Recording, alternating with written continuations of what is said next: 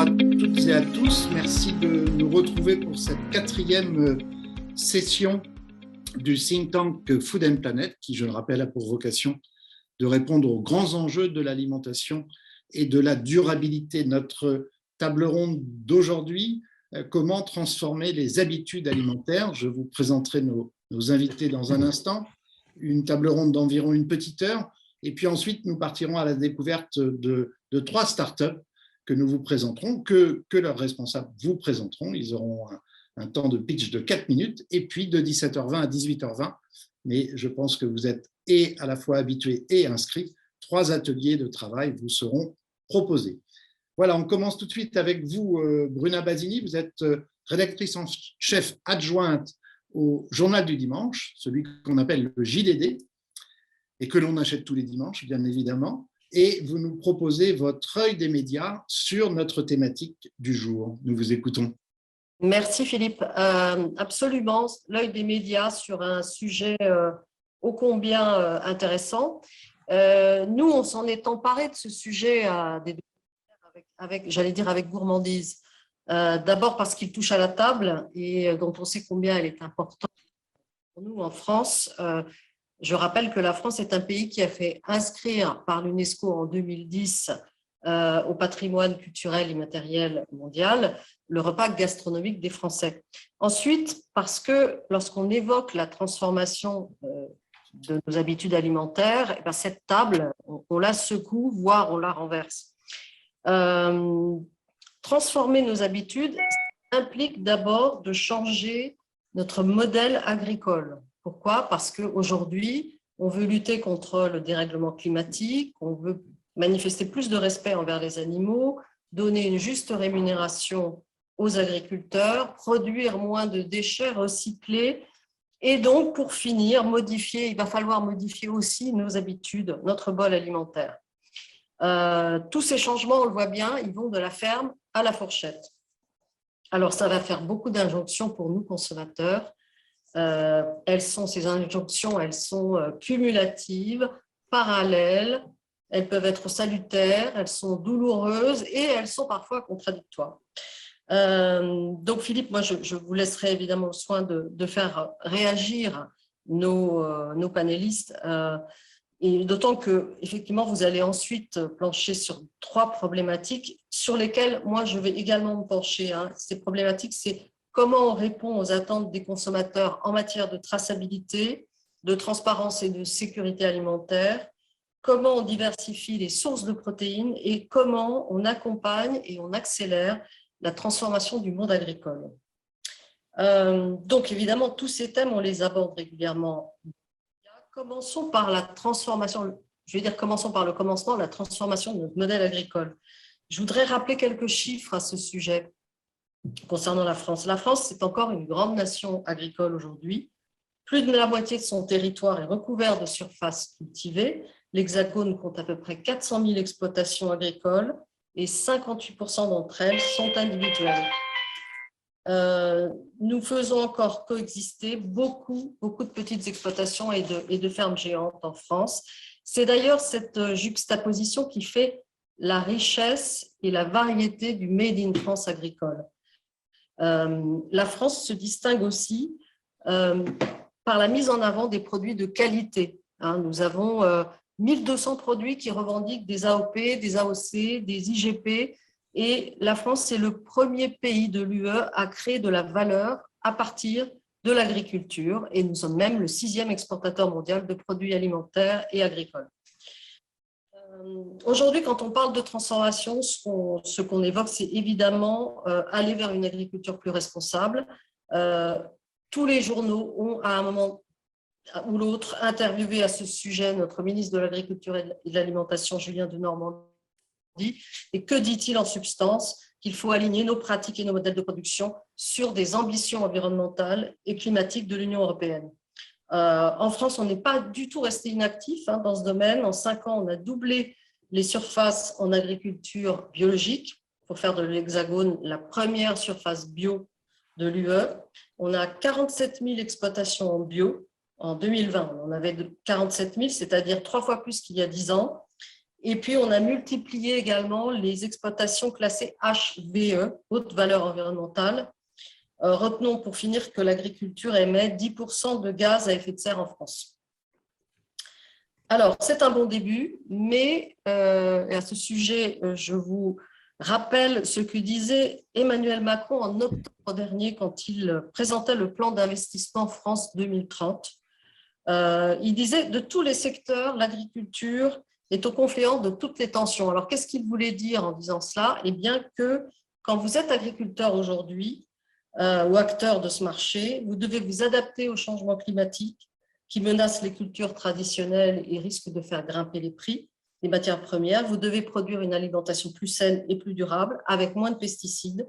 Vous devez nourrir une population qui augmente avec moins de terres disponibles. Vous devez vous battre pour maintenir la souveraineté alimentaire. Et enfin, vous devez redonner de l'attractivité au métier d'agriculteur. Rappelons qu'il va falloir remplacer à peu près 250 000 personnes au cours des années, ces personnes qui vont partir à la retraite. Sans oublier, et ça on va y venir, les attentes schizophrènes des consommateurs. Sauver la planète, mais dépenser moins et manger mieux. Alors, il faut que je vous dise également un mot, on a pas mal occupé dans la presse, sur les aides qui ont été débloquées récemment par le gouvernement pour aider le secteur et la PAC, la politique agricole commune. La nouvelle qui va prendre effet pour 5 ans à compter du 1er janvier 2023 résonne pour aller vers un modèle plus vert. Nous, en France, on a fléché 2 milliards d'euros en direction des innovations de rupture et 880 millions d'euros qui ont été débloqués dans le cadre du 4e programme d'investissement d'avenir. Et du côté de l'Union européenne, les eurodéputés ont adopté fin novembre un pacte vert qui va responsabiliser la PAC à travers à peu près une trentaine de mesures. J'en retiens les principales. C'est un programme qui s'appelle d'ailleurs « De la ferme à la ferme ». Triplement des terres consacrées à l'agriculture bio d'ici 2030 et des terres en jachère. Réduction de moitié de l'utilisation des pesticides de synthèse et de 20% du recours aux engrais. Alors, j'en viens, vous allez me dire, bon, venez-en au sujet. Le sujet, c'est le changement de nos habitudes de consommation. Mais avant de regarder ce qu'il va y avoir dans nos assiettes et comment changer nos habitudes, nous, journalistes, on s'interroge aussi sur les circuits de distribution qui gravitent autour de nos habitudes alimentaires. Vous savez, on en a beaucoup parlé il y a quelques années, on vous parlait beaucoup des AMAP, ces systèmes de vente directe entre producteurs et consommateurs qui étaient présentés comme le meilleur modèle pour avoir accès à une nourriture plus saine, moins chère. Ça existe toujours, mais ça reste marginal. Il y a un agriculteur sur 5 qui vend tout ou partie de sa production en circuit court. Et puis, ces zones restent trop éloignées des villes. Alors là-dessus, nous, on se dit qu'il faut aller plus loin, proposer d'autres modèles de mise sur le marché des produits, pousser au développement des circuits courts et de vente directe et améliorer les systèmes de livraison. Okay. Quant à l'agriculture urbaine, dont on vous a pas mal parlé aussi, elle reste très peu significative. Quand on regarde froidement les choses, le prix aujourd'hui reste le facteur majeur de choix des consommateurs. Et les tendances, si on regarde ce qui se passe depuis 2013, sont à la baisse des prix alimentaires d'au moins 6%. Donc la question qu'il faut qu'on se pose, c'est comment on rapproche le prix des coûts de l'alimentation. L'autre aspect intéressant qu'on regarde également pour améliorer, mieux remplir nos assiettes, ce sont les financements nécessaires à l'écosystème et à l'innovation pour apporter des produits plus innovants, diversifier les sources de protéines en dehors de l'élevage traditionnel, etc. Et là, on va parler des financements. Qui est-ce qui finance cet effort aujourd'hui? Il y a évidemment des investisseurs privés, mais beaucoup ont tendance à s'intéresser uniquement à l'aval du problème, c'est-à-dire aux agribusiness et pas tellement au modèle agricole à proprement parler qui vont devoir… Donc, ils vont financer, par exemple, ou faire des levées de capitaux pour Yuka, qui scale les produits en fonction d'une valeur nutritionnelle, ou Too Good To Go pour lutter contre le gaspillage, par exemple. Il y a tout un effort à faire aujourd'hui autour de l'amont, c'est-à-dire comment est-ce qu'on finance l'agri l'agribusiness, mais aussi l'agri-écologie. Et là-dessus, les besoins sont énormes. Le FIDA, le Fonds international de développement agricole, estimait que 350 milliards de dollars allaient devoir être investis dans les 10 prochaines années dans les systèmes alimentaires, l'agriculture durable, etc. Alors, lorsqu'on parle du changement des habitudes alimentaires, il y a un sujet très important qui est celui des labels et des allégations nutritionnelles qui vont nous renseigner sur la qualité et l'origine des produits. Comment est-ce qu'on les harmonise? Comment est-ce qu'on les encadre? Comment est-ce qu'on les rend plus fiables? On sait très bien qu'il y a énormément de labels aujourd'hui, sans doute trop. On sait moins qui les fabrique et qui les contrôle. Et ce que l'on perçoit, c'est que les consommateurs se méfient aujourd'hui, commencent à se méfier de ces allégations et de ces labels parce qu'ils sont trop nombreux. Néanmoins, ils ont une utilité, ils permettent quand même de nous renseigner sur des signes officiels de qualité, les AOC, le label rouge, l'agriculture biologique, je cite quelques noms, connus et reconnus. On va même voir apparaître un label bas carbone qui est en train de s'installer pour rémunérer les efforts climatiques des agriculteurs. Voilà, donc là-dessus, il faut plutôt s'interroger sur qui fabrique ces labels, qui est derrière, et c'est ce que nous faisons dans les médias. Pour conclure, Bruna. Pardon? Pour conclure. Oui, je vais conclure justement par ce qu'il y a dans notre assiette. Voilà, parmi les tendances qu'on observe, on nous dit que les Français sont de plus en plus flexitariens. Or, la consommation de ne cesse d'augmenter parmi les catégories populaires, mais aussi dans les pays émergents. Donc, c'est un point dont vous allez discuter, j'en suis sûre. Les gens sont concernés néanmoins par ce qu'ils mangent. Toute la question est de savoir comment les amener à modifier leurs habitudes à travers ou de la pédagogie ou des méthodes soft, justement, qui font qu'ils ne vont pas percevoir ça comme punitif. Et pour conclure, j'aimerais vous poser une question à vous tous et vous demander qui aura-t-il dans nos assiettes dans 10 ans? Voilà, je vous remercie. Merci beaucoup, Bruna Basini, pour ce point très intéressant de ce sujet traité dans les médias. Je vous propose de garder la question pour un tour de table final, ce qui permettra à chacun de réfléchir à ce qu'il y aura dans son assiette dans quelques années, effectivement. Merci beaucoup. Donc, le sujet, comme je le rappelais au début, comment transformer les habitudes alimentaires, le sujet est plus que jamais d'actualité. Pour nous en parler, 4 invités avec nous. Nikta Vagheffi, directrice nutrition du groupe Savencia. Le groupe Savencia, c'est un groupe au chiffre d'affaires qui dépasse les 5 milliards d'euros, 23 000 collaborateurs dans le monde et 10 000, je crois, à peu près en France. Et vos activités principales sont les fromages et les produits laitiers, pour ne citer que quelques marques, Elévir, Caprice des Dieux, Saint-Mauré. Avec nous également Marie Sarrazin, diététicienne, nutritionniste et responsable d'équipe chez Make Me Healthy. C'est une jeune société qui a été créée en décembre 2016 par Sarah Marin-Mer et Colette Friedrich, 2 amis passionnés par le sport et la nutrition. Et cette jeune société a pour projet de nous proposer des programmes alimentaires sur mesure et à distance. Et je le précise, elle est basée à Marseille. Grégory Dubourg, vous êtes le PDG de Nutrikeo. Alors, vous n'êtes pas à Marseille, vous, mais vous êtes proche de Bordeaux. C'est une agence de conseil à Pessac, très exactement, agence de conseil en stratégie et nutrition. Et vous accompagnez depuis plus de 10 ans maintenant les acteurs de la filière nutrition santé dans la transition nutritionnelle, alimentaire et nutraceutique. Et parmi vos clients, et bien évidemment, de grands groupes, Carrefour, Danone, Sanofi ou Fleury Michon. Et donc, je le disais, vous êtes installé en Gironde. Et enfin, Stéphane Travers, député de La République En Marche de la Manche et ancien ministre de l'Agriculture et de l'Alimentation.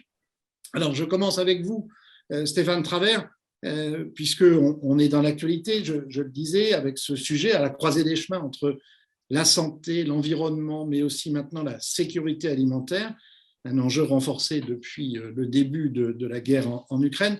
La santé peut-être, puisque c'est un chiffre important à rappeler, 820 millions de personnes souffrent de la faim et 2 milliards d'adultes sont en surpoids ou obèses. L'environnement aussi, puisque le GIEC nous le rappelle régulièrement et nous dit aussi que changer les habitudes de consommation et de production alimentaire est un des leviers pour agir contre le réchauffement. Le défi est immense puisqu'il faut nourrir davantage de personnes tout en limitant le réchauffement. Enfin, la sécurité alimentaire, je le disais, et l'indépendance qui reviennent dans le débat ces dernières semaines depuis l'invasion russe en Ukraine.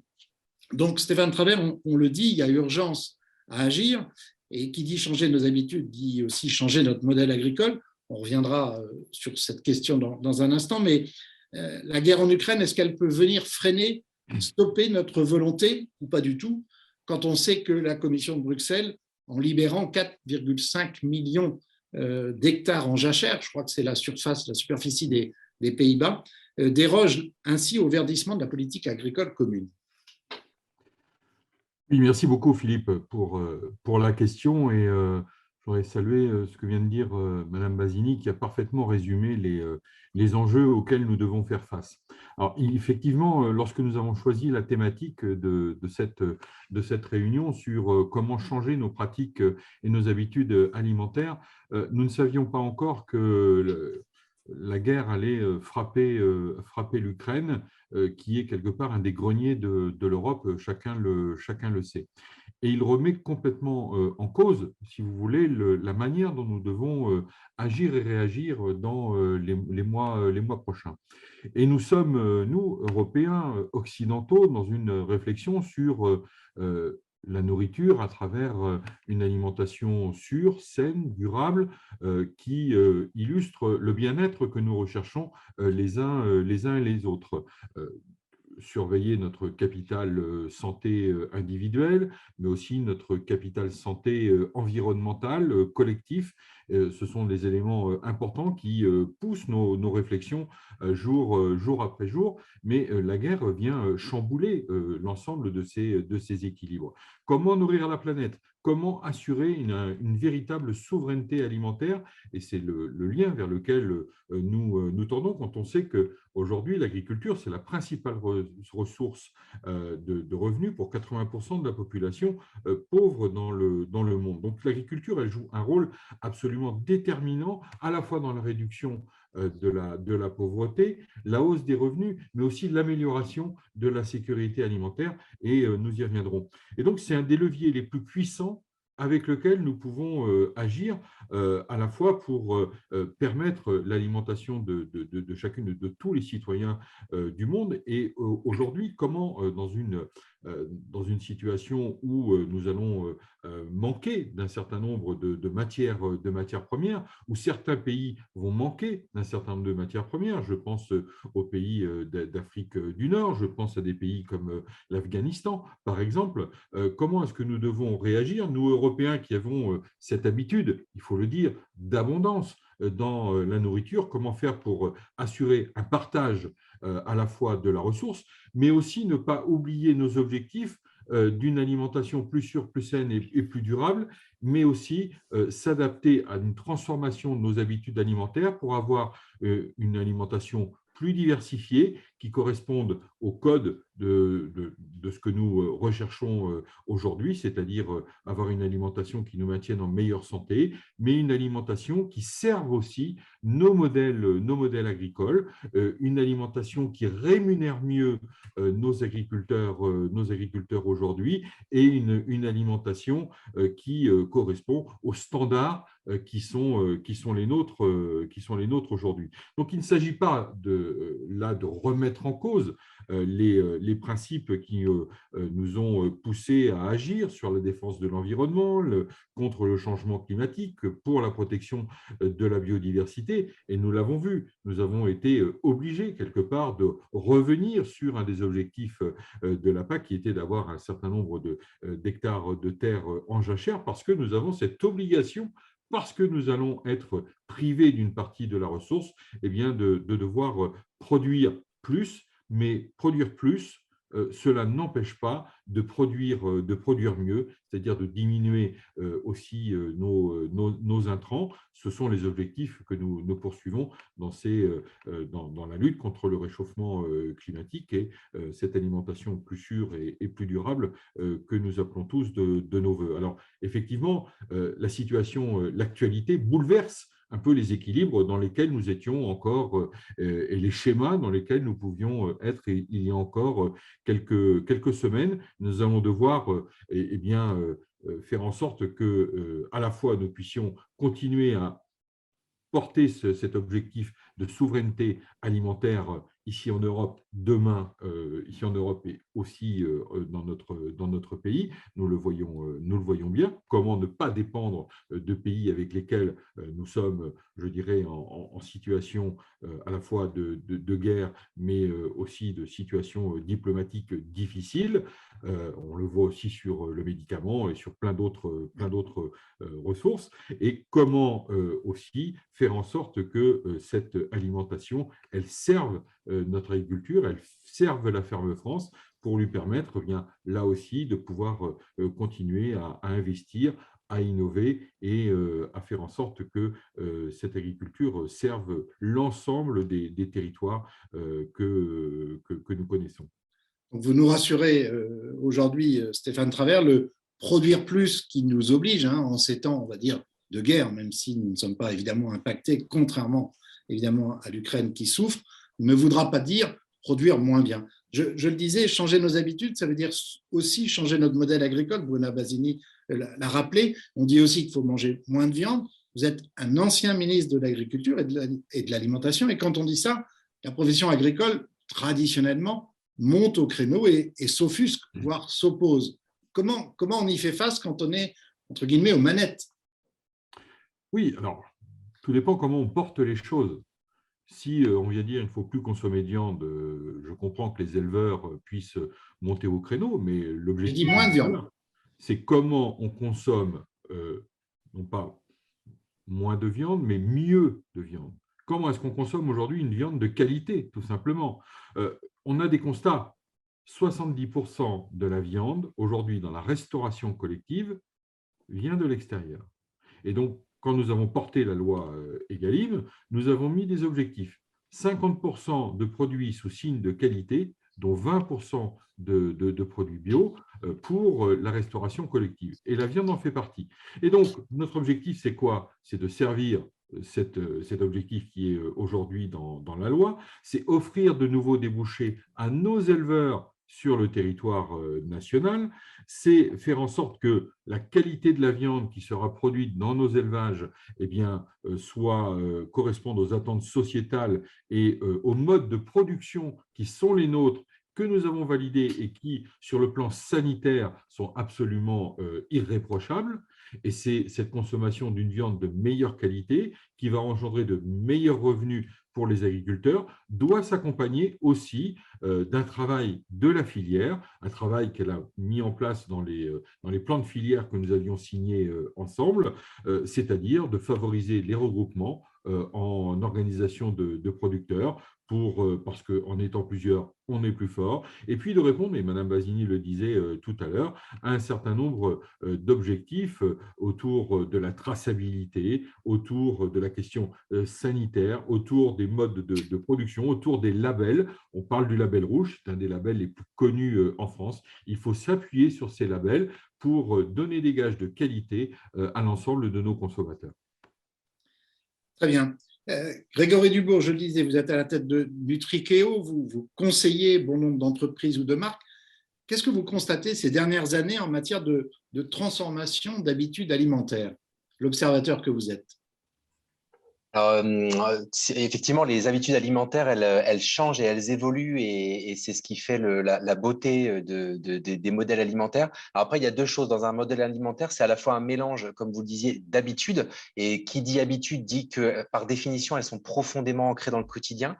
Et ça, c'est vrai que la particularité française de notre modèle alimentaire, c'est qu'on a encore un modèle qui est plutôt solide avec le rythme des repas qui reste assez constant, l'appétence pour la cuisine cuisine qui est encore très fort. Et ça, c'est quelque chose qui nous protège, notamment au niveau de l'équilibre alimentaire. Mais en contrepartie, on a également beaucoup de mouvements dans ces habitudes alimentaires depuis 10 ans, depuis 20 ans, à la fois des mouvements temporaires, et je pense qu'on l'a beaucoup observé avec le Covid, qui a énormément impacté la façon de manger des Français dans les années 2020-2021. Là, c'est en train de revenir un peu à la normale, mais aussi des évolutions sur le beaucoup plus long terme qui sont, elles, liées aux évolutions sociétales. Donc, le fait de vouloir manger moins de viande pour des questions environnementales, mais aussi éthiques, donc plus de végétal, pour des questions de rythme de vie, manger plus de plats préparés, manger plus souvent hors du foyer, commander plus de produits en livraison, tout ça, c'est tout à fait sociétal. Mais il y a aussi une influence très clairement sur les habitudes alimentaires de l'offre. Donc, l'offre qui est proposée à la fois par les industriels des produits alimentaires et par les distributeurs. Donc, tout cela contribue à faire évoluer les habitudes alimentaires, tantôt de façon positive, quand on promeut des comportements plus vertueux, mais aussi parfois de façon négative, parce qu'il faut le reconnaître, il y a aussi plus de surpoids, plus de maladies chroniques qui sont liées avec l'alimentation aujourd'hui en France et qui sont liées probablement à une surconsommation de certains produits, peut-être trop gras, trop salés, trop sucrés. Donc, véritablement, on voit qu'il y a un engouement pour ces sujets de santé et de durabilité qui font évoluer dans le bon sens les habitudes alimentaires, côté entreprise et côté consommateur, et que le consommateur, il est évidemment influencé dans ses habitudes par ce qu'il entend dans les médias, par l'offre de produits, parce qu'il va regarder sur les produits en termes de communication. Je peux citer l'exemple du Nutri-Score, qui est un bel exemple de score, d'affichage qui va avoir un impact sur les habitudes alimentaires, à la fois en favorisant la consommation de produits plus sains, avec des scores plutôt notés A ou B, mais inversement, et c'est ça qui est intéressant dans le Nutri-Score, on s'est rendu compte qu'il pouvait aussi favoriser la consommation de produits plus gourmands qui, eux, vont être de façon assumée notés D ou E, parce que bien manger, c'est aussi chercher du plaisir, de la gourmandise et de la convivialité. Voilà. Donc, très clairement, à la fois côté acteurs professionnels, qu'ils soient industriels, distributeurs ou côté consommateurs, tout le monde a envie de mieux faire et de changer ses habitudes. C'est peut-être pas aussi simple que ça, c'est très complexe de changer ses habitudes parce que c'est très, très intime, très, très profondément ancré dans notre culture, dans nos familles, dans la société.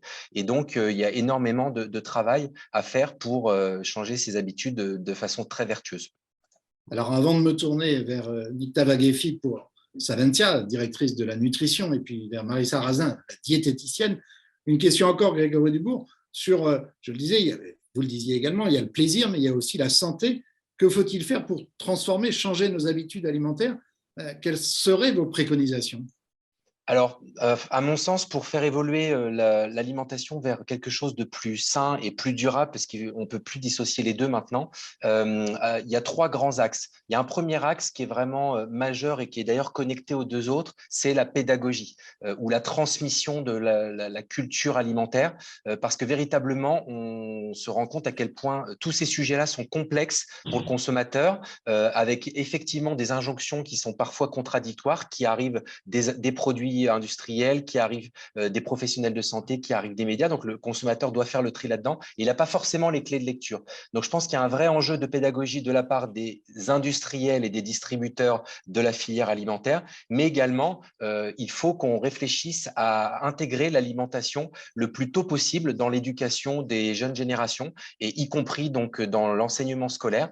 C'est exactement l'objet du manifeste que soutient Open Agri-Food, qui veut démocratiser la réintroduction ou l'introduction de l'éducation alimentaire et nutritionnelle dans l'enseignement. Ça, je pense que c'est une très, très bonne chose parce qu'on doit apprendre à bien manger au même titre qu'on apprend à faire des maths ou à écrire le français.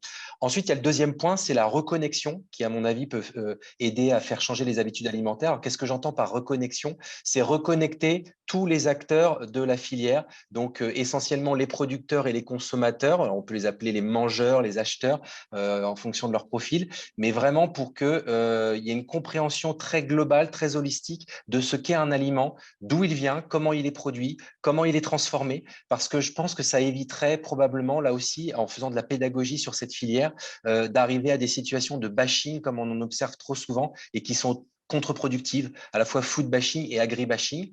Donc ça me semble très important de reconnecter tout le monde et de bien comprendre les enjeux de tous les maillons de la filière. Et enfin, le dernier point, qui est également lié à plus de pédagogie, c'est la transparence. Le consommateur, il est friand de comprendre d'où viennent ces produits, qu'est-ce qu'il met dans son assiette et dans quelle mesure ça va avoir un impact sur sa santé.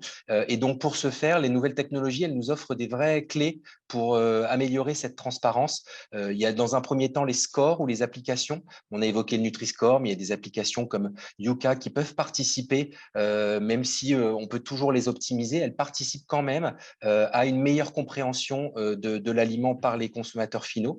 Et il y a une autre technologie qui participe à cela et qui est également en train d'être implémentée, qui est la blockchain, qui est une technologie très intéressante pour assurer la traçabilité des informations, la traçabilité des aliments et donc apporter une information la plus claire et la plus sécurisée possible au consommateur final sur la provenance de son aliment. Voilà. Très bien, je retiens pédagogie, reconnexion et transparence. Merci Grégory Dubourg. Nikta Vagheffi, directrice nutrition du groupe Savencia, je le disais, un groupe agroalimentaire très important évidemment. Comment un groupe comme le vôtre décide de s'engager dans ce processus de transformation des habitudes alimentaires? Est-ce qu'on peut dire, est-ce qu'il y a un élément déclencheur chez Savencia pour s'engager ainsi dans une telle réforme? Merci pour cette question très intéressante et bonjour à toutes et à tous. Effectivement, comme vous l'avez dit, Savencia est un grand groupe agroalimentaire. Nos produits sont présents dans plus de 120 pays et depuis toujours, historiquement, de par sa mission qui est entreprendre pour bien nourrir l'homme, le groupe Savencia a pour objectif d'offrir des produits de qualité et qui sont adaptés aux cultures alimentaires locales. Donc, il faut s'adapter. Comme je disais, on est présent dans plus de 100 pays. Et voilà, ça, c'était depuis toujours intégré dans la mission globale et les objectifs du groupe. Depuis quelques années, avec le lancement de notre plan RSE qui s'appelle Oxygène, nous avons vraiment dédié un pilier majeur aux consommateurs. Et au sein de ce pilier-là, nous traitons à la fois l'offre alimentaire, donc travaillons en permanence sur l'optimisation nutritionnelle, la liste des ingrédients de nos produits, mais également sur les comportements de consommation. Nous pensons au sein de Savencia que ces deux leviers ne sont pas dissociables, c'est-à-dire qu'on ne peut pas traiter individuellement un produit en dehors de son contexte de consommation. Et donc, il faut travailler en parallèle sur deux leviers et au sein du groupe Savencia, nous avons vraiment des objectifs très forts pour faire évoluer et accompagner le consommateur vers ces évolutions de comportement de consommation. Nous avons notamment lancé la démarche #PositiveFood en 2019 qui propose une vision positive et apaisée de l'alimentation. Aujourd'hui, on entend beaucoup de messages négatifs et peurs alimentaires autour de l'alimentation, des interdictions, des évictions complètes des catégories d'aliments, etc.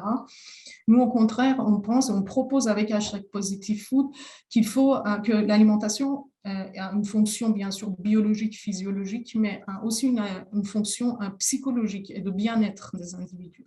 Et donc, le plaisir alimentaire, il faut le garder. Il faut mettre l'accent sur le plaisir alimentaire pour réussir les évolutions des comportements de consommation.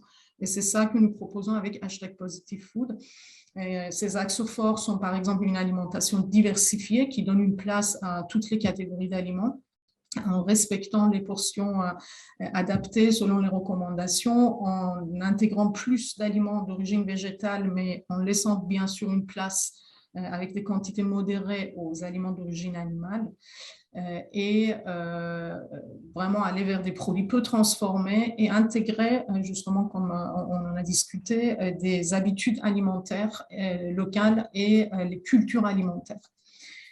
Donc, si on regarde par exemple aussi le rapport de l'Organisation mondiale de la santé sur les principes directeurs des régimes alimentaires sains et durables, on voit parmi les 16 principes qui sont indiqués dans son rapport la notion de désirabilité de cette alimentation saine et durable. Si les solutions proposées, les changements de comportement proposés ne sont pas acceptables et désirables par les populations, on ne va pas les réussir. Donc, ils mettent vraiment un accent important sur cette dimension de désirabilité. Et nous, on travaille justement avec #PositiveFood sur cette dimension de plaisir. On a la conviction qu'il est possible d'adopter une alimentation plus saine, plus durable, sans renoncer au plaisir alimentaire. Et c'est ce que nous proposons avec #PositiveFood. Et du coup, traiter les comportements de consommation sont au cœur de nos objectifs.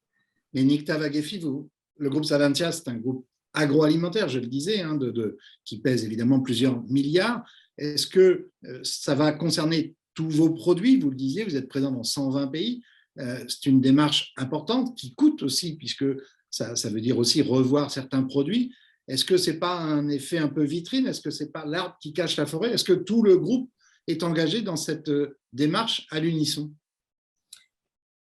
Quand on démarre une démarche, forcément, ça prend un petit peu de temps pour que ça couvre l'ensemble, vraiment de manière exhaustive, l'ensemble de l'entreprise. Mais aujourd'hui, #PositiveFood est vraiment une posture d'entreprise, c'est-à-dire toutes nos démarches, marketing, communication, commercialisation autour des marques intègrent les axes forts de #PositiveFood et cette notion d'alimentation diversifiée, le plaisir alimentaire et voilà, le fait de communiquer positivement sur l'alimentation, tout en invitant à une consommation raisonnée, ne pas aller vers la surconsommation, etc. On a parlé des problèmes d'obésité, par exemple, qui sont très importants, etc.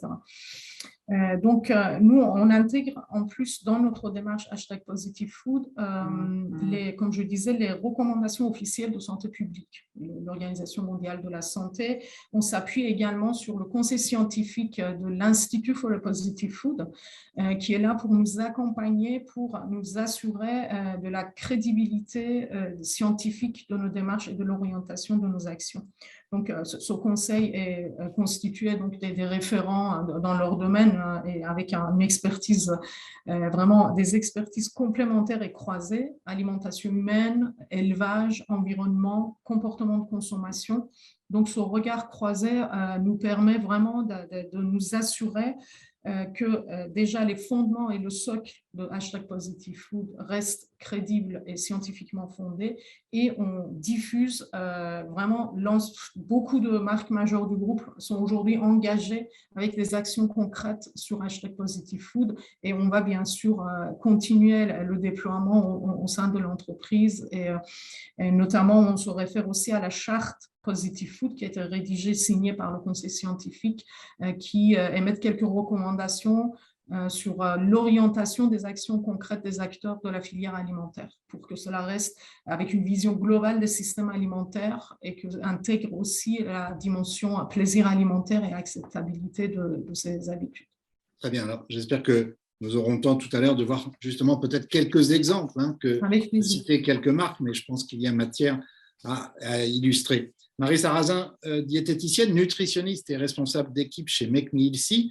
Vous y êtes depuis 2018. Alors, avant d'entrer concrètement dans ce que propose Make Me Healthy, avez-vous, vous aussi, comme Grégory Dubourg, enregistré des changements dans les habitudes alimentaires, à la fois chez, je ne sais pas si on les appelle vos patients ou plus largement autour de vous? Quel est votre regard sur cette transformation des habitudes alimentaires, Marie Sarrazin? Alors oui, on a noté un changement incroyable dans les habitudes alimentaires et justement, il y a 4 phénomènes vraiment notables qui vont rejoindre les propos de Grégory Dubourg justement. Donc ça m'a fait très plaisir ce qu'il a dit parce que nous, on le constate au quotidien dans la prise en charge de nos patients. Déjà, on remarque un clivage qui est extrême entre les patients qui souhaitent manger plus sainement, qui souhaitent diversifier leur alimentation, qui se documentent, qui changent leur routine quotidienne autour des repas. Et les patients qui, au contraire, ne consacrent pas 1 minute à la préparation des repas, faire les courses, c'est vraiment quelque chose c'est vraiment une corvée pour il faut vraiment utiliser ce mot, pour eux, c'est vraiment une corvée, et du coup, qui utilisent tous les systèmes de livraison à domicile, de repas, de fast-food, etc. Et ce clivage, depuis quelques années, il est vraiment très important.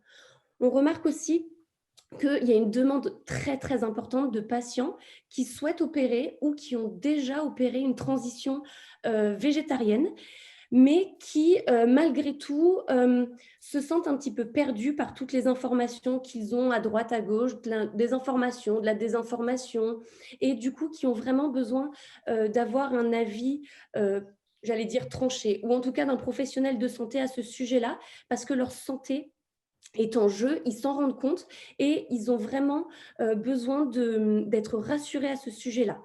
On a également remarqué une hausse incroyable de patients qui consomment des produits bio au quotidien, des patients qui sont adeptes du fait maison, alors qu'ils font leur pain, qu'ils font leur yaourt, etc.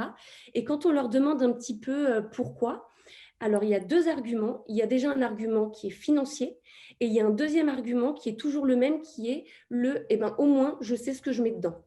Et ça, c'est quelque chose qu'on n'entendait pas du tout il y a quelques années. Et là, ça revient de plus en plus. Depuis 2-3 ans, c'est vraiment très présent au quotidien. Et le dernier changement qu'on remarque, c'est le fait que les patients, aujourd'hui, souhaitent vraiment être acteurs de leur santé. Aujourd'hui, la tendance, elle est vraiment au manger mieux. Mais on sent qu'avec justement ce que disait Grégory Dubourg, par rapport à tous les indicateurs, les labels, tout ce qui est bio, etc., il y en a tellement que finalement, les consommateurs ou nous, les patients qu'on a, ils sont un peu perdus, ils ne savent pas si on leur ment, si on ne leur ment pas, si c'est un vrai label ou non. Et ils ont vraiment besoin d'un soutien à ce niveau-là. Donc, c'est vraiment, je pense que le plus gros changement qu'on entend depuis quelques années, c'est la santé, avant tout. Non.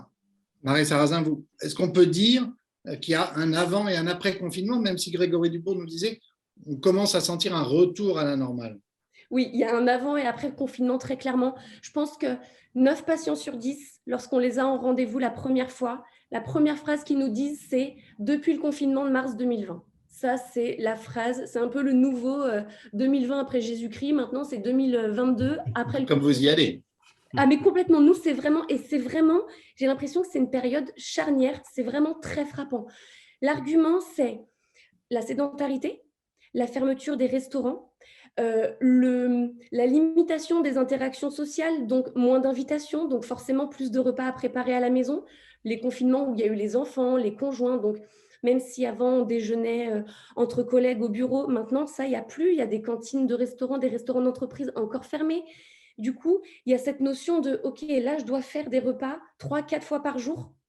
Et du coup, les patients se sentent déjà submergés par les quantités de repas à préparer.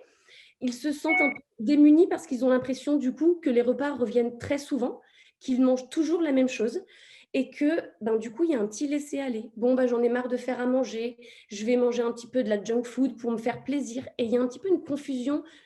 On sent vraiment la confusion entre plaisir sain et junk food. Et ça, c'est vraiment, depuis le confinement, c'est quelque chose qu'on entend. On y revient parce que les restaurants réouvrent, les gens sortent de nouveau. Mais cet argument de la charge mentale des repas, ça a été fulgurant. Bien, alors, ça a été dit par certains d'entre vous, le prix se pose. Stéphane Traverne, quand on dit des fois produits de meilleure qualité, ça se traduit parfois par plus cher. Et la question du pouvoir d'achat se pose. Comment faire face politiquement à cette inquiétude chez des Français qui peuvent se dire c'est pas pour moi, quoi. C'est vrai qu'il y a des inégalités devant nos assiettes où, on le sait bien, ça a été reconnu, un bon nombre de gens qui vivent dans la précarité ont recours parfois à une alimentation de moindre qualité.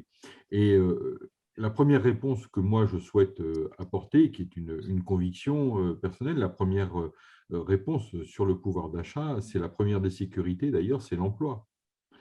Avoir un emploi aujourd'hui, c'est mieux vivre de son travail, c'est pouvoir aussi avoir accès à une meilleure alimentation, à une alimentation de qualité.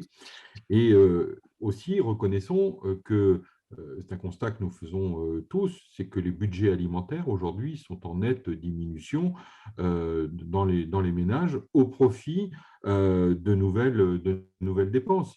C'est la téléphonie, ce sont des loisirs et d'autres choses, que sais-je encore. Et donc, aujourd'hui, nous devons à la fois préserver le pouvoir d'achat de nos concitoyens. Un certain nombre de dispositifs sont mis en place également pour faire en sorte que les plus fragiles et les plus précaires puissent subsister dans les meilleures conditions. Quand on fait le repas à 1 euro dans les cantines, que l'État aide les collectivités à mettre en place ce repas à 1 euro dans les cantines, c'est aussi assurer à nos enfants un repas équilibré à la cantine tous les jours, ce qui n'était pas forcément le cas à la maison lorsqu'il y a des difficultés. Se pose aussi la question de la valeur de l'alimentation.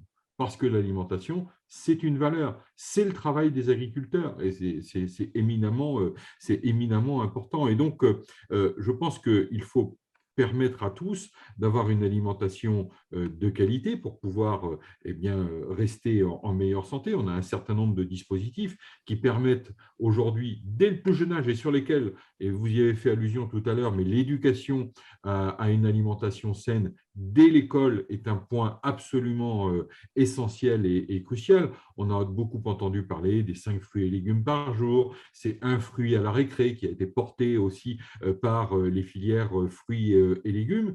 Et je dois avouer que là, nous nous heurtons parfois à des murs.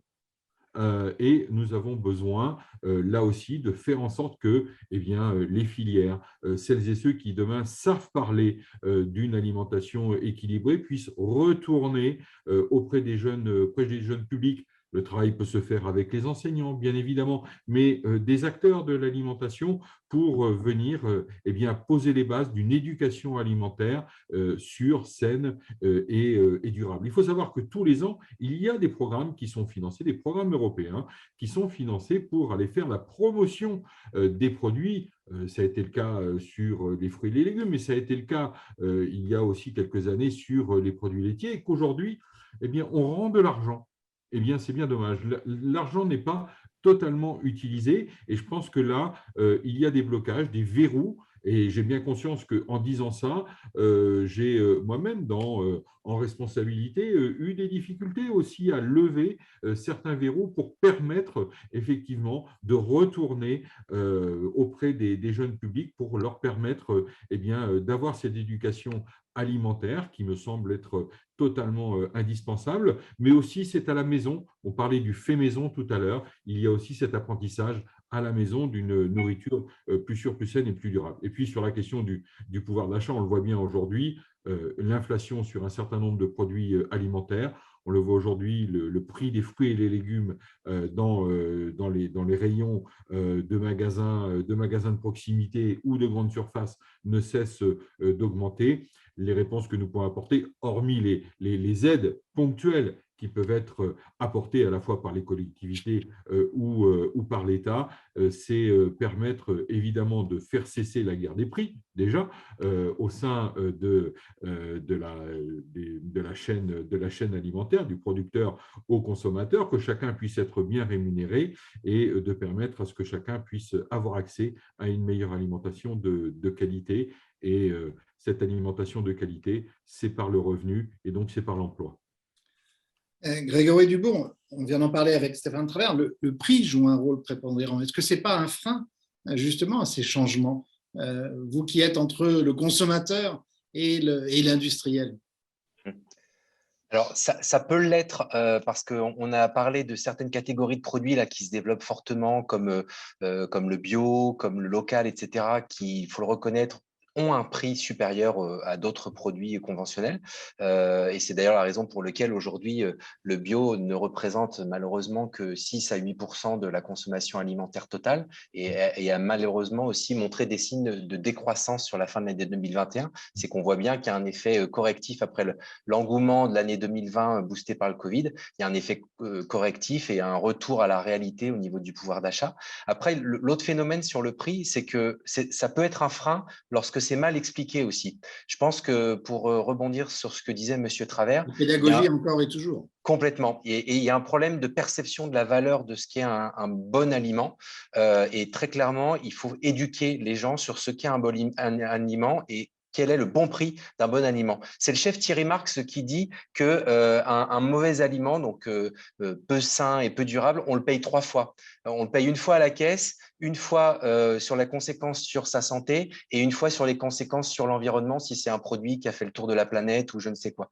Et je pense que ça, c'est vrai, quand on a compris ça, en fait, il faut arrêter de courir au prix toujours les plus bas sur l'alimentation, il faut redonner de la valeur, il faut peut-être attribuer plus de poids à l'alimentation dans le budget des Français. Le poids a pratiquement été divisé par 2 en 50 ans Oui. dans le budget des Français, effectivement au profit des loisirs, des moyens de locomotion, etc. Donc là, je pense que c'est un vrai choix sociétal et individuel, c'est quelle place, quel prix on veut consacrer à l'alimentation dans notre culture. Et après, l'autre chose, et ça rejoint encore une fois la question de l'éducation, c'est qu'il y a une idée reçue qui dit que bien manger, mieux manger, ça coûte forcément plus cher. Alors, c'est vrai si on mange bio, mais pas que.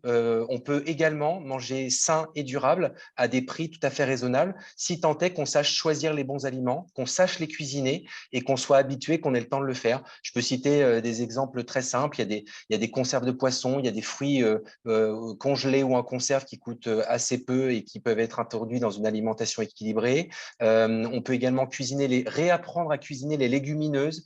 On peut cuisiner de la viande comme le pot-au-feu de nos grands-mères. Tout ça, c'est des plats à réapprendre qui sont équilibrés et très peu coûteux au niveau du budget familial. Donc, encore une fois, de l'éducation pour reprendre la main et redonner de la valeur à ce qu'on met dans notre assiette tous les jours.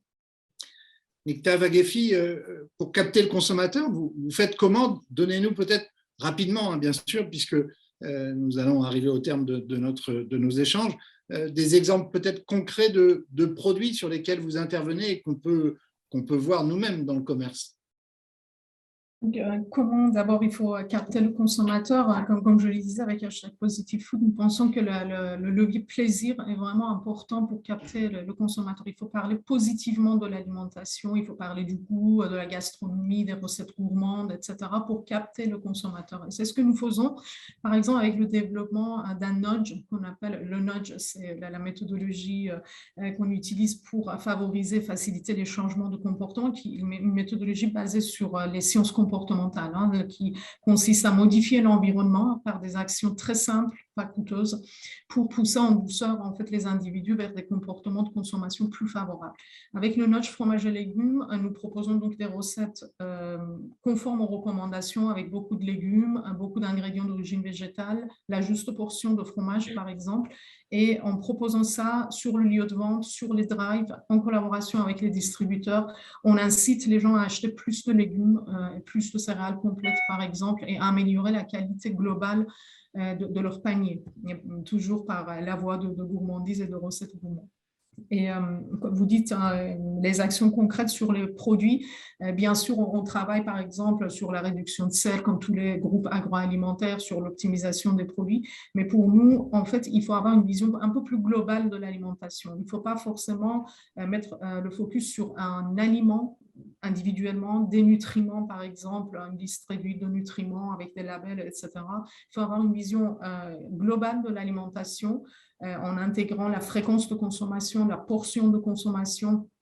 Mais je peux vous donner par exemple des exemples de produits avec Caprice des Dieux et l'ajout des repères visuels de portions sur le pack par exemple, qui incite un nudge portion, qui incite en fait le consommateur à mieux contrôler les quantités consommées. Donc, c'est aujourd'hui déployé sur l'ensemble des produits de la gamme Caprice des Dieux. Ou alors, il y a un volet que nous n'avons peut-être pas abordé complètement quand on parle de changement et d'évolution de comportement. On peut aussi parler de gaspillage alimentaire. Nous, par exemple, Savencia est signataire du pacte Too Good To Go et quelques marques de Savencia sont engagées aussi sur la pédagogie. Grégory en a parlé, de pédagogie sur les dates de consommation, par exemple. Donc, avec l'ajout des logos santé, observer, santé, goûter avant de jeter, etc., de Too Good To Go. Donc, la marque Saint-Moré, par exemple, aujourd'hui déploie ces sigles de pédagogie sur les gaspillages alimentaires et les dates de consommation. Donc, vraiment des actions concrètes, toujours en phase avec notre vision Hashtag Positive Food, qui est une vision globale de l'alimentation. Et sans augmentation de prix, Nikta Vagheffi. Ah non, bien sûr, non, non, tout ce qui est repères visuels, les modifications de packs, etc., bien sûr, non, sans augmentation. Très bien. Marie Sarrazin, je disais donc chez Make Me Healthy, que préconisez-vous auprès de ceux qui viennent, entre guillemets, vous consulter? Est-ce que vous arrivez à leur faire modifier leurs habitudes alimentaires et comment? Alors, nous, notre philosophie, elle est vraiment basée sur l'équilibre alimentaire, donc avec une notion de changement des habitudes sur du long terme.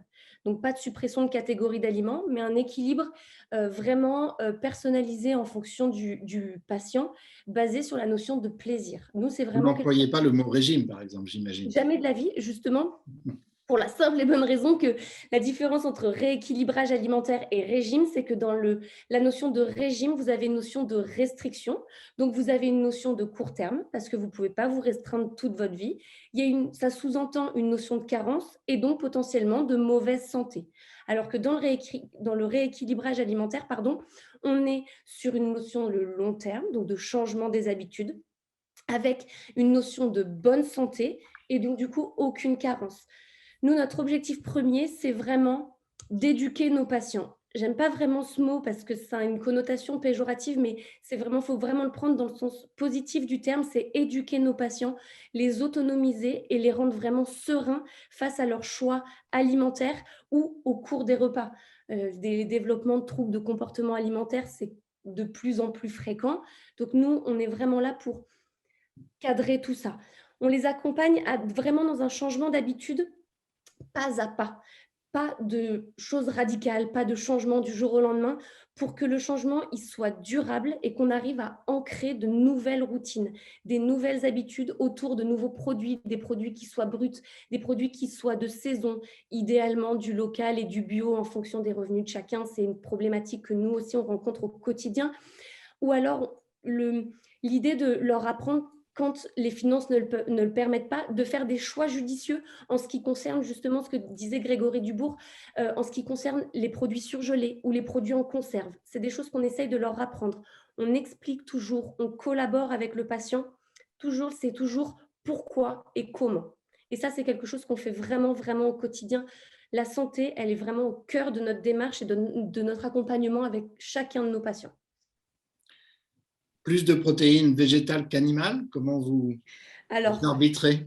Alors, il n'y a pas. Alors, nous, dans nos convictions les plus profondes, si on pouvait convertir tout le monde à tester tout ce qui est le végétal, on signe tout de suite. Après, évidemment qu'on respecte les choix, les goûts et les convictions de chacun, mais notre marque de fabrique, c'est vraiment, j'allais dire, d'essayer de créer une ouverture d'esprit chez nos patients et de les aider à tester de nouvelles saveurs, avoir d'autres habitudes, de tester de nouveaux produits. On essaye de les accompagner quotidiennement dans ce sens-là, de leur dire que plus ils vont tester de nouvelles choses, moins il y aura de lassitude au cours des repas, plus ils vont pouvoir s'amuser en cuisine. Voilà, on essaye vraiment de jouer et de les convaincre sur cet aspect-là. Et évidemment, ça marche très souvent. Nous, notre plus belle récompense, c'est quand on entend, moi quand j'entends mes patients me dire « Marie, il faut quand même que je vous dise quelque chose, c'est que mon mari, il me pique toutes mes protéines végétales. » Oui, vous vous souvenez, le même qui m'a dit que jamais il mangerait ça de sa vie, maintenant, il adore. Ou alors, mes enfants, ils adorent les légumes, on cuisine ensemble. Enfin, ça, pour nous, on a gagné notre journée quand on entend ça et on l'entend très, très, très souvent. Vraiment très souvent. Vous l'entendez au téléphone puisque tout se passe par téléphone, exactement, je crois. Il n'y a pas de visio chez vous? Non, pas de visio. Très bien. Alors, avant de faire le tour de table, si j'ose dire, l'expression s'impose, Grégory Dubourg, juste un mot peut-être, mais on le voit, c'est tout le monde a son rôle à jouer. Justement, Marie par son travail, les industriels, les ministères, qu'ils soient de la santé, de l'éducation nationale, le consommateur lui-même. C'est une grande chaîne et tout le monde doit jouer et aller dans le même sens, non? Oui, complètement. Je pense qu'il faut vraiment que tout le monde soit actif sur les maillons de la chaîne, mais il ne faut pas oublier en effet le rôle de l'État dans toute cette éducation à une meilleure alimentation, à des meilleures habitudes. Donc aujourd'hui, il y a des choses qui ont été mises en place. On peut citer l'exemple du PNNS, qui est une initiative Nutrition Santé qui a déjà 20 ans et qui en est à sa 4e édition. Donc, avec toutes les communications qu'on connaît tous, 5 fruits et légumes par jour, etc., qui ont eu l'avantage d'ancrer certains messages, certains repères dans la tête des Français. Malheureusement, on voit, et c'est là la faiblesse de ce genre de dispositif, la mise en application n'est pas forcément au rendez-vous. Donc, ça ne suffit pas d'avoir une communication comme celle-ci descendante. Il faut que ce soit plus interactif, plus inclusif. Donc ça, il faut continuer ça. Mais à côté, je pense que la brique qui aujourd'hui manque, c'est la brique d'éducation. Éducation dès le plus jeune âge, mais aussi éducation des autres parties prenantes que peuvent être les professionnels de santé. On le voit aujourd'hui, les médecins ne sont pas du tout formés à la nutrition, très très peu. Et donc, eux, ils rencontrent des gens au quotidien, des gens qui se portent bien, des gens qui vont moins bien. Donc, il y a un vrai sujet là-dessus. Et si on va un cran plus loin, et je sais qu'on l'avait évoqué dans une version précédente du think tank, pourquoi pas imaginer de créer un ministère de l'alimentation, c'est-à-dire vraiment un ministère dédié à cette thématique qui est profondément stratégique pour la France, pour des questions de santé, pour des questions de souveraineté agricole, pour des questions économiques, pour des questions environnementales. Donc, c'est vraiment un sujet qui, je pense, doit être replacé au cœur de notre société parce qu'on le voit encore plus aujourd'hui qu'hier. C'est un sujet majeur pour l'avenir de toute notre santé et notre économie.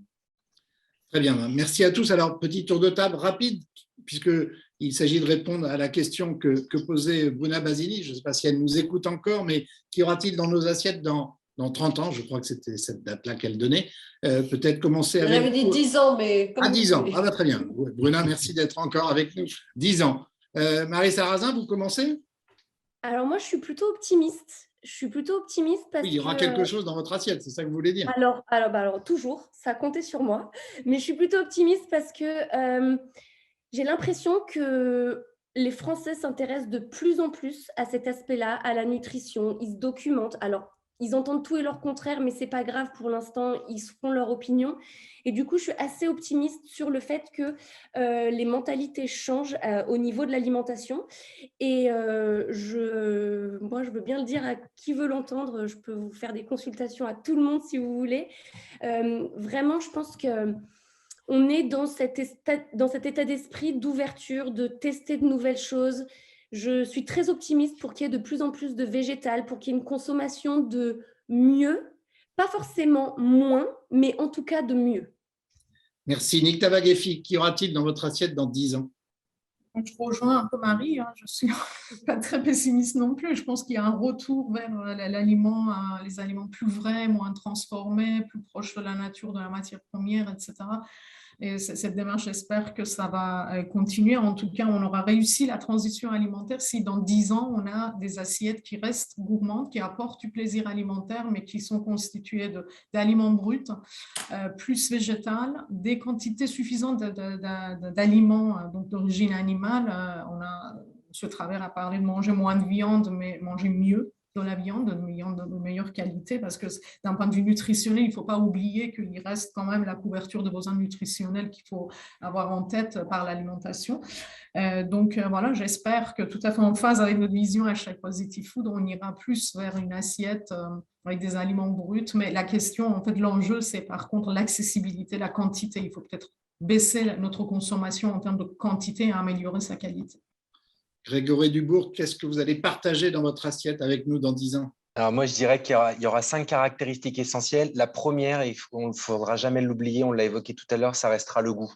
C'est-à-dire qu'on pourra imaginer tous les aliments du futur possible. S'ils ne sont pas bons, ils ne seront pas acceptés, ils ne seront pas consommés et ça ne marchera pas. Le deuxième point, je pense qu'on aura une alimentation qui sera nutritionnellement optimisée pour plein de raisons, voire personnalisée sous certains aspects. Le troisième point, c'est qu'elle sera optimisée au niveau du carbone aussi. On sera neutre carbone, voire à minima bas carbone, parce que cette question-là, on va l'intégrer de plus en plus. L'alimentation est une source de CO2 importante. Le quatrième point, c'est qu'elle sera plus végétale et du coup, ça répond aussi aux enjeux précédents. Et le cinquième et dernier point, par contre, je suis désolé, il n'est pas forcément positif, mais je pense qu'il faudra que cette alimentation, elle soit plus chère. Il faudra qu'on accepte de payer plus cher notre alimentation si on veut qu'elle soit plus saine et plus durable et que tout le monde soit rémunéré correctement. Merci beaucoup. Stéphane Travers, dans votre assiette, on trouve quoi dans 10 ans? Alors, moi, j'ai l'habitude de cultiver, comme on dit, l'optimisme de la volonté. Et dans 10 ans, nous aurons une assiette où on saura se retrouver autour des notions plaisir, de goût, de saveur. N'oublions pas que nous sommes le pays de la gastronomie. Pour autant, moi, je ne veux pas faire d'injonction dans l'assiette des Français. En revanche, des recommandations qui peuvent être formulées pour la santé de tous et la préservation de l'environnement. Chacune et chacun d'entre nous, et notamment les enfants, doivent pouvoir accéder à une éducation alimentaire et on aura besoin de transversalité pour tout cela. Donc, notre assiette dans 10 ans, ce sera une assiette de produits locaux, une assiette diversifiée aussi, diversifiée sur le plan nutritionnel, sur le plan des protéines et qui correspondra aussi à une bonne sécurité sanitaire, à une bonne traçabilité et une assiette qui répondra aux objectifs de santé qui sont les nôtres et aussi aux manières de produire que nous aurons édictées les uns et les autres dans les politiques que nous portons. Merci beaucoup. Merci à tous les quatre. Merci mesdames. Merci messieurs d'avoir participé à cette 4e édition du think tank Planet and Food autour de ce thème de la transformation des habitudes alimentaires. Je rappelle qu'un compte-rendu de nos échanges apparaîtra dans le JDD le dimanche 10 avril et le Connecting Leaders Club enverra une newsletter avec le replay et des comptes rendus des articles liés à cette session. Merci encore. Avant de passer la parole à nos startups que nous allons retrouver dans un instant, petit rappel qu'ensuite, après les startups, les ateliers de travail en petits groupes seront accessibles. 3 ateliers, comment répondre aux attentes des consommateurs en termes de transparence, de traçabilité et de sécurité alimentaire, modérés par Ombline de Pémy, directrice des pôles durables et investissements chez Nutrikeo. 2e atelier, comment accompagner et accélérer la transformation du monde agricole, modéré par Eugénie Cornu, International Project Manager chez Vitagora. Et enfin, le 3e atelier qui vous est proposé, dans lequel vous êtes peut-être inscrit, pourquoi et comment diversifier les sources de protéines, justement, quel rôle pour les protéines végétales, modéré par Juliette de Pertuis-Gougis, directrice du pôle food chez Nutrikeo. Voilà, on cède la parole maintenant aux 3 startups. Comme vous le savez, la règle est à chaque fois la même, 4 minutes pour le pitch, un ordre de passage établi. On commencera par CEDAC avec Élise Boursier, présidente et fondatrice de cette jeune entreprise, Enbred avec Olivier Puard, président de cette société, et enfin Bulk & Co par Frédéric Lafolie, directeur général de l'entreprise. Alors, est-ce que les startups sont avec nous? Oui, on est là. Très bien. Eh bien, c'est vous qui ouvrez le bal, si j'ose dire. Élise Boursier, bonjour. Vous êtes donc la présidente et la fondatrice de CEDAC, c'est comme ça que l'on prononce, j'imagine. C'est ça, exactement. Et vous avez 4 minutes, il est 17h09, jusqu'à 13. Très bien. Est-ce que vous voyez mon écran? Très bien. Parfait. Alors, bonjour à tous. Il y a beaucoup de mots-clés relatifs à CEDAC qui ont été abordés dans la table ronde, donc c'était très intéressant. On est actuellement dans un contexte, je pense que ça a été très bien dit avant, dans lequel les consommateurs prennent de plus en plus conscience de l'impact de leur alimentation sur leur santé et également sur la planète, donc sur vraiment l'impact de l'alimentation sur l'environnement. Et on observe que depuis plusieurs années, leurs attentions et leurs attentes sont différentes par rapport à il y a une vingtaine d'années. Quand j'étais petite et que je faisais les courses avec mes parents, leur critère de choix d'un produit dans un rayon, c'était son goût et son prix.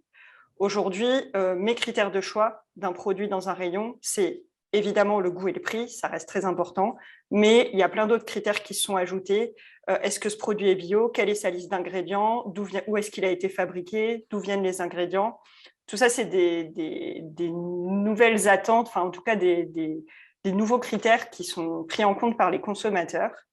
Et ça demande aux entreprises agroalimentaires de s'adapter justement à ces nouvelles attentes des consommateurs et de proposer davantage de produits qui soient clean label, donc avec des listes d'ingrédients plus simples, qui répondent à des enjeux d'alimentation durable, qui soient bio, qui soient fabriqués avec des produits locaux, qui soient sains, donc qui soient bons pour la santé, et de plus en plus aussi d'alternatives végétales, donc en lien justement avec l'alimentation saine et durable.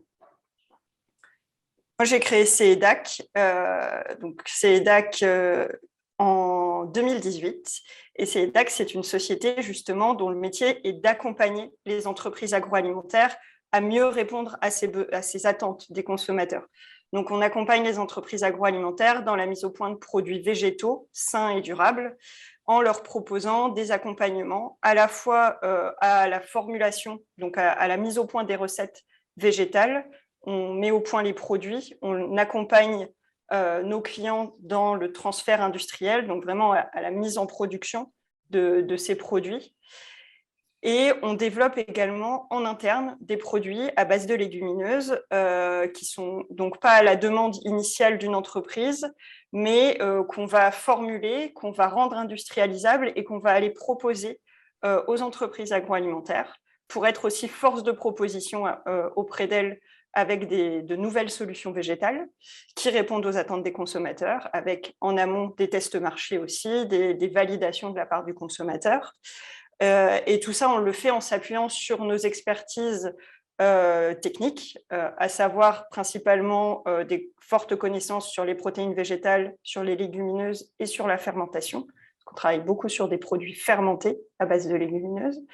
Et tout ça avec une approche de filière. On travaille beaucoup sur des produits à base de févrole. C'est la première légumineuse sur laquelle on a travaillé. Et donc, toute cette approche, on l'a à la fois avec des coopératives agricoles pour mettre en place aussi le sourcing, parce qu'il y a des productions locales de févrole et d'autres légumineuses en France, mais des structurations de filières qui sont nécessaires pour le débouché de l'alimentation humaine. Donc, on travaille avec les coopératives agricoles. On travaille également avec les industriels pour transférer justement les produits qui sont développés. Et donc, tout ça dans une approche vertueuse pour l'ensemble des maillons de la chaîne. Donc, n'hésitez pas à nous contacter si vous souhaitez mettre au point de nouveaux produits, que ce soit pour la grande consommation ou la restauration collective. Les Vendeuvre-les-Nancy, c'est dans l'agglomération de Nancy. Hein, c'est ça, exactement. Très bien, merci d'avoir respecté à la seconde près le timing imposé. Je ne vois pas de questions pour l'instant, donc nous enchaînons avec vous, Olivier Puard de N-Bread. Vous en êtes le président et nous vous écoutons.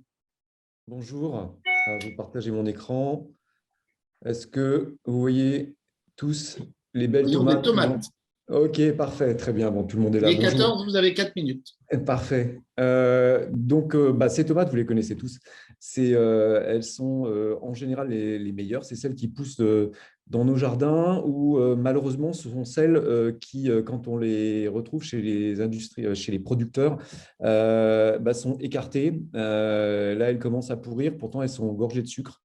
Et chez N-Bread, on a comme ambition de pouvoir de valoriser ces matières, d'en faire des nouveaux produits, de leur augmenter leur durée de vie, les proposer dans des nouvelles solutions qui soient saines, qui soient gourmandes, créatives et du coup éco-responsables.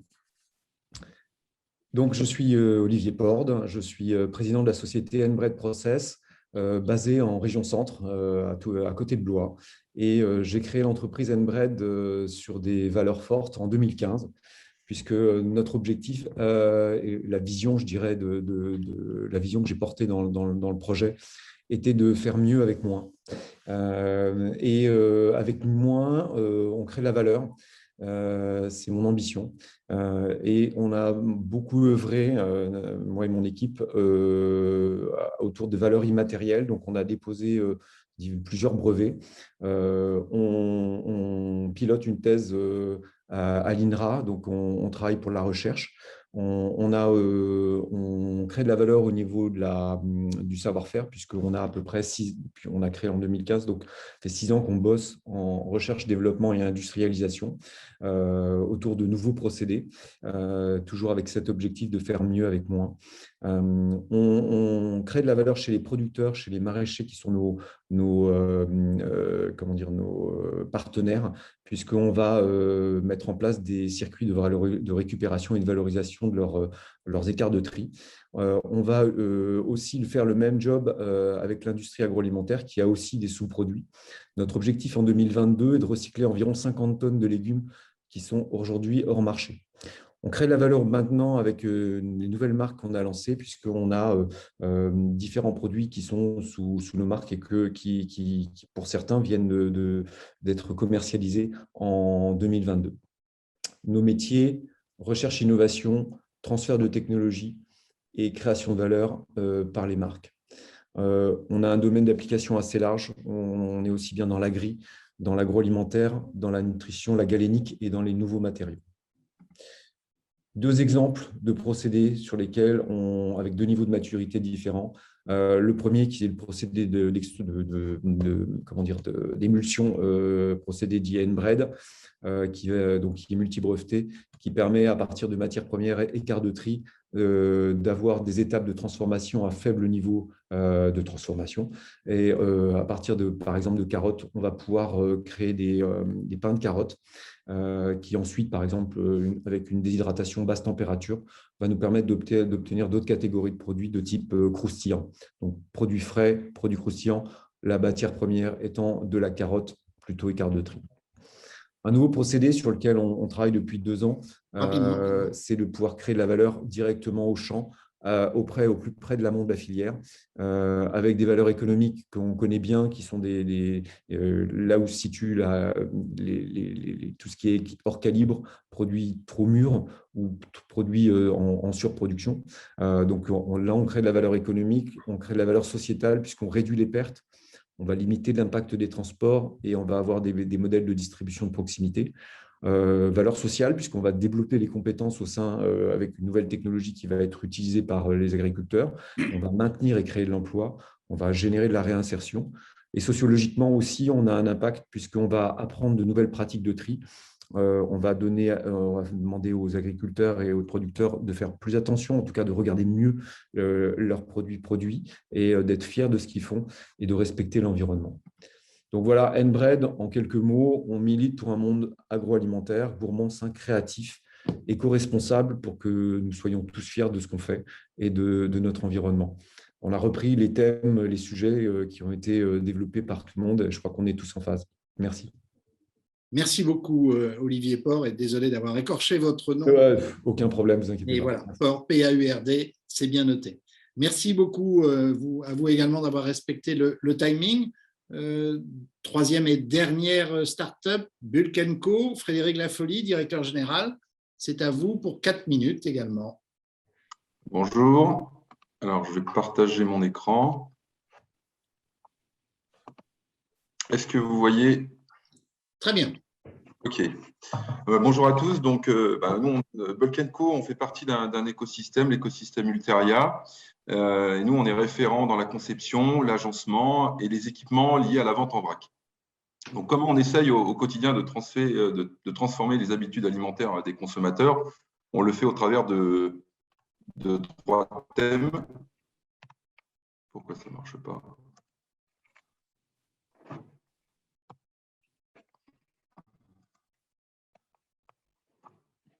Voilà, donc dans un premier temps, on interroge, on analyse et on explique. On interroge les pouvoirs publics, on fait partie de nombre d'associations, Périfem, le réseau VRAC, l'ILEC, l'Institut du commerce. On interroge aussi le contexte, un peu le contexte actuel, qu'il soit sanitaire ou géopolitique.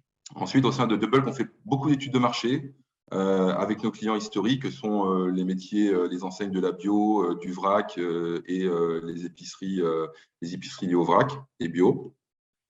Des audits en magasin, des groupes de réflexion et des accompagnements clients, qui soient accompagnements clients sur les consommateurs, sur leur perception du vrac, la perception de ses rayons, mais aussi en accompagnant les enseignes qui se lancent dans de nouveaux défis.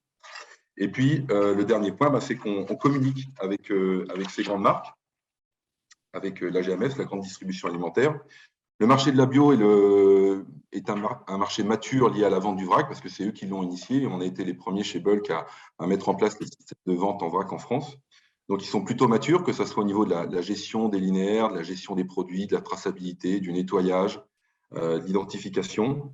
Les clients aussi sont matures à acheter ce type de produit.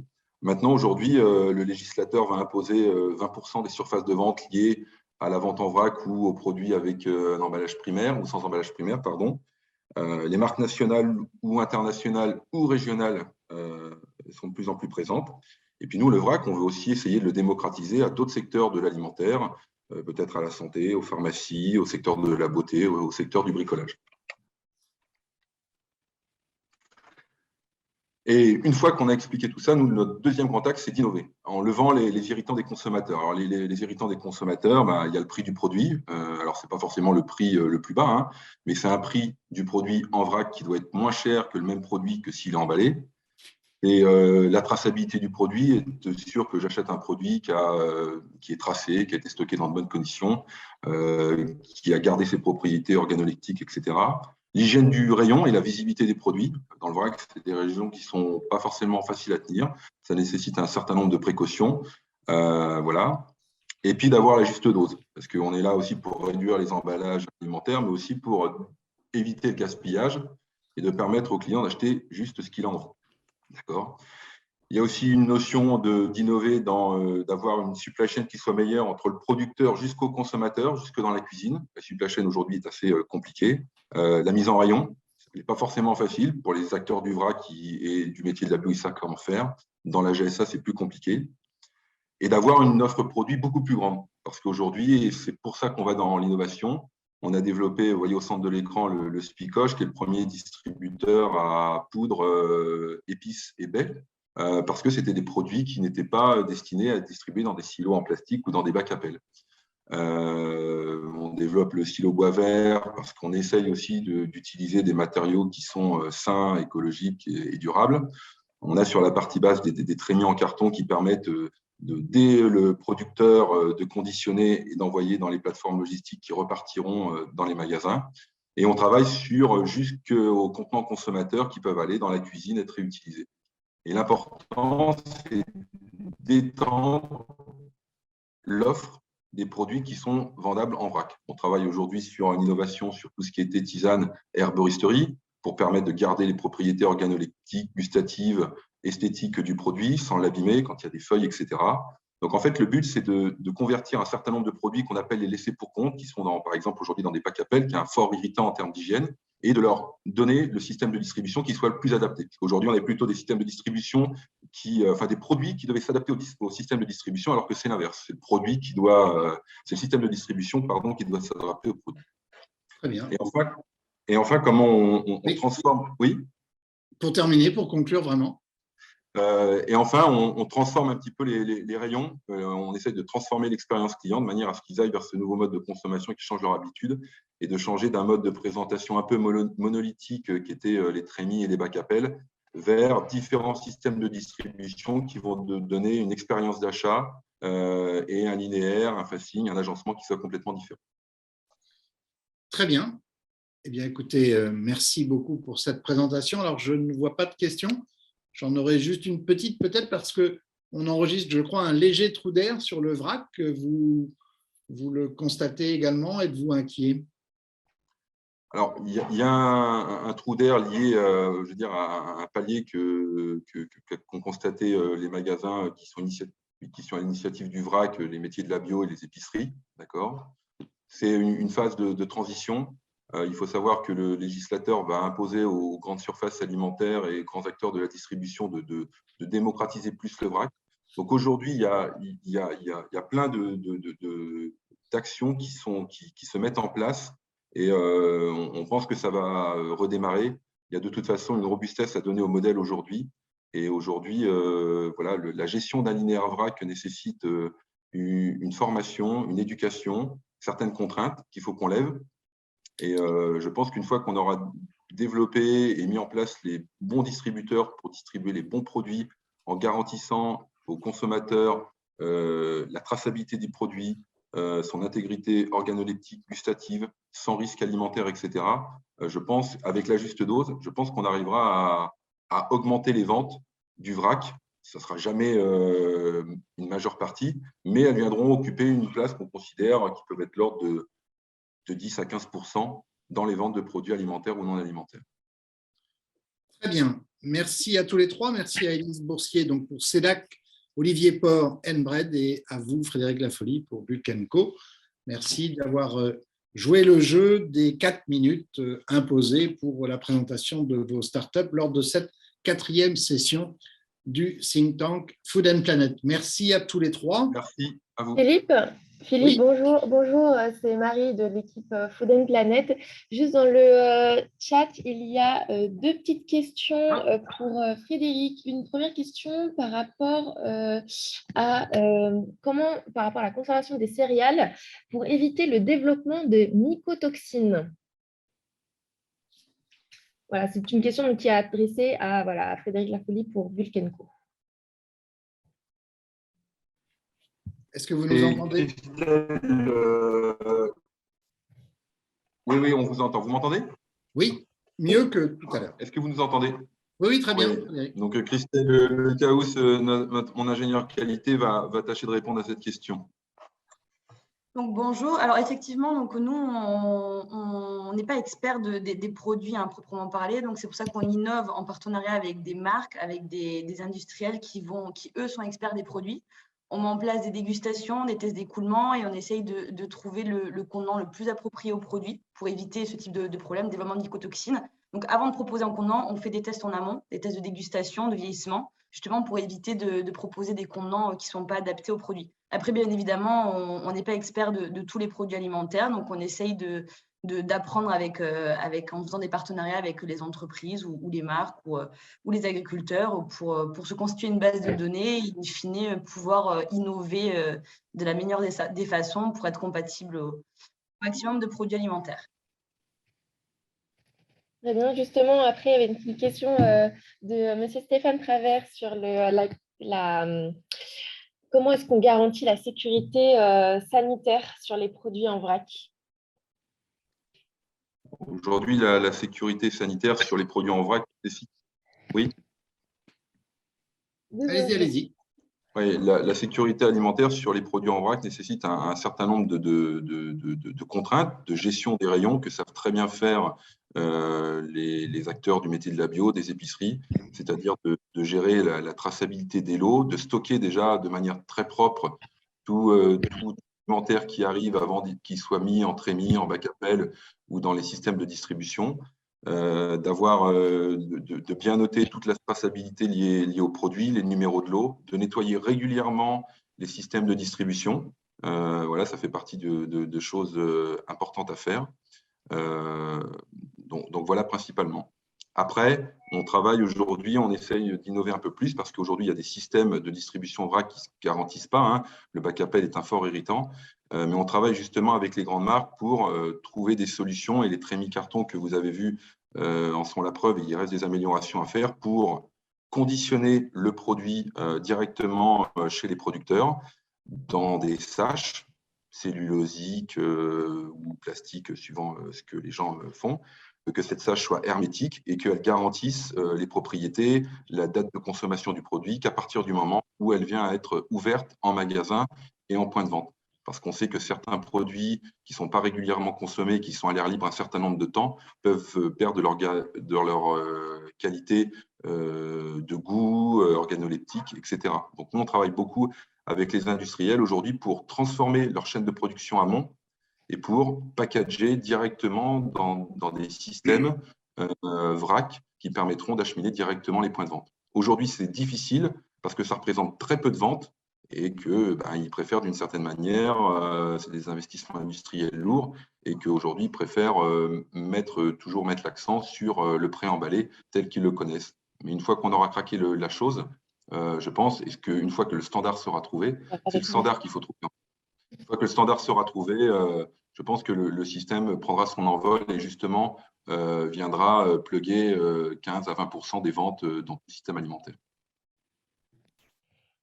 Merci. Et justement, une dernière question, toujours pour vous. Donc, vous évoquiez la partie distribution. Une question pour savoir si vous travaillez en amont avec les producteurs sur les itinéraires de culture, le choix des variétés, de la protection, qui permet d'améliorer la compatibilité du produit fini avec la vente en vrac.